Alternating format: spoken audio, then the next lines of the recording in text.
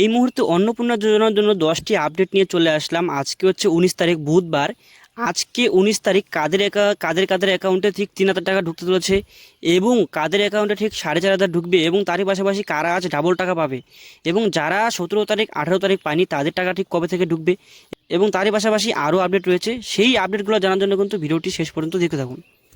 তো প্রথম আপডেটটা হচ্ছে যে আপনারা জানেন ইতিমধ্যে 17 তারিখ থেকে মুখ্যমন্ত্রীর ঘোষণা অনুযায়ী কিন্তু যে অন্নপূর্ণা যোজনার এই আগস্ট মাসে প্রথম কিস্তি সেটা কিন্তু ঢোকা শুরু হয় এবং প্রথম দিন কিন্তু সবার একসঙ্গে টাকা ঢোকেনি।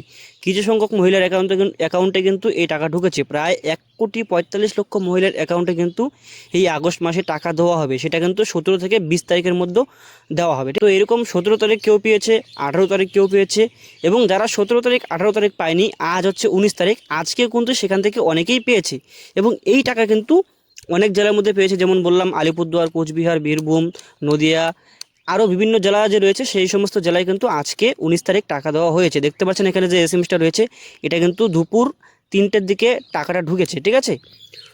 তো আপনার টাকা কি আজকে ঢুকেছে কি ঢুকেনি অবশ্যই কিন্তু কমেন্টে জানাতে আমাকে ভুলবেন না।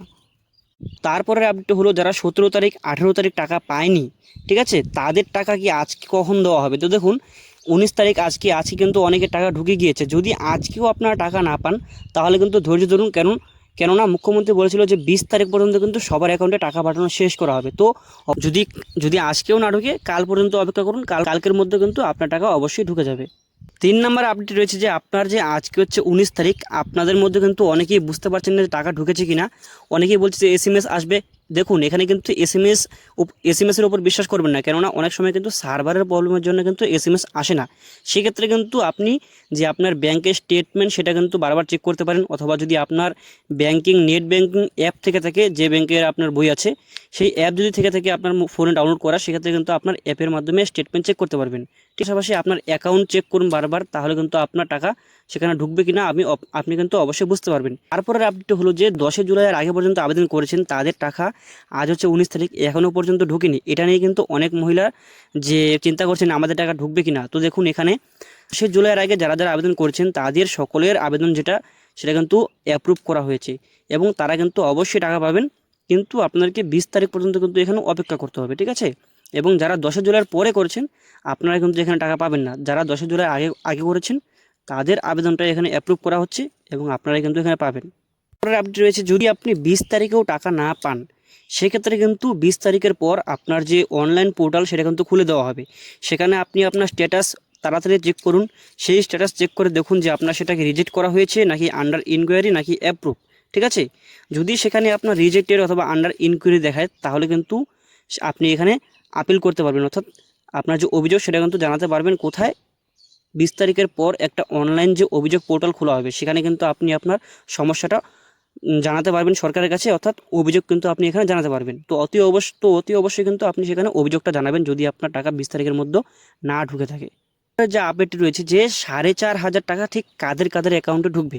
তো দেখুন মুখ্যমন্ত্রীর ঘোষণা অনুযায়ী যারা হচ্ছে আপনার প্রতিবন্ধী, যাদের হ্যান্ডিক্যাপ রয়েছে, যে সমস্ত মহিলারা, তারা যদি হ্যান্ডিক্যাপ ভাতা এবং প্রতিবন্ধী ভাতা এতদিন থেকে পেয়ে আসছে এবং সেই মহিলাটা যদি অন্নপূর্ণা যোজনায় আবেদন করে থাকেন তাহলে কিন্তু সেই প্রতিবন্ধী ভাতার 1,500 টাকা পাবে এবং তারই পাশাপাশি অন্নপূর্ণা যোজনার যে 3,000 টাকা সেটাও কিন্তু পাবে। অর্থাৎ অন্নপূর্ণা যোজনার 3,000 টাকা এবং প্রতিবন্ধী ভাতার যে 1,500 টাকা, অর্থাৎ মোট কিন্তু 4,500 টাকা এখানে পেয়ে যাচ্ছে সে 10 জুলাইয়ের আগে পর্যন্ত আবেদন করে থাকে, ঠিক আছে। যা আপডেট রয়েছে হচ্ছে জুলাই মাসে যারা টাকা পেয়েছিল তারা কি এই আগস্ট মাসেও টাকা পাবে, এটা নিয়ে মুখ্যমন্ত্রী কি বলেছেন। যারা জুলাই মাসে টাকা পেয়েছে তারা কিন্তু একদম যোগ্য, তার জন্যই কিন্তু জুলাই মাসে তারা টাকা পেয়েছে, যোগ্য বলে বিবেচিত হয়েছে, তাই না সে জুলাই মাসে টাকা পেয়েছে।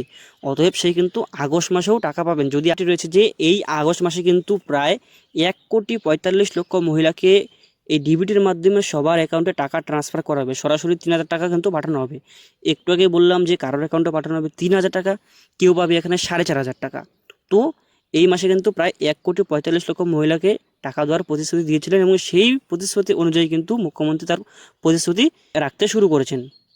পরবর্তী রয়েছে যে যদি আপনার টাকা আজ অর্থাৎ 19 তারিখ না ঢুকে সেক্ষেত্রে আপনি এখন কি করবেন। তো দেখুন এখানে যদি আপনার টাকা না ঢুকে আপনি কাল পর্যন্ত অপেক্ষা করুন এবং যদি কালকেও আপনার টাকা না ঢুকে সেই ক্ষেত্রে কিন্তু আপনাকে যে 20 তারিখের পর বললাম যে অভিযোগ পোর্টাল খোলা হবে সেখানে কিন্তু আপনি আপিল করতে পারেন, অর্থাৎ সেখানে কিন্তু অভিযোগ জানাতে পারেন।